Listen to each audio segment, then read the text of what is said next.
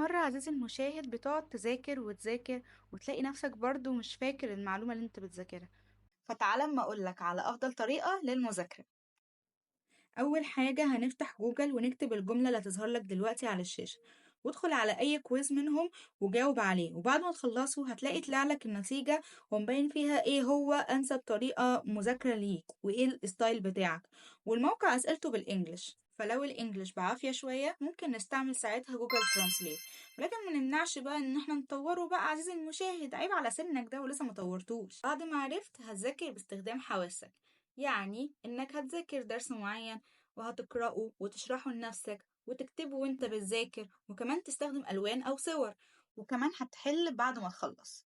بس هنركز على الطريقة اللي بتخليك تفتكر المعلومة، ودي الطريقة اللي احنا عرفناها بعد ما احنا حلينا الكويز اللي احنا قلنا عليه في أول الفيديو. وبس كده، ومتنساش تعملي فولو.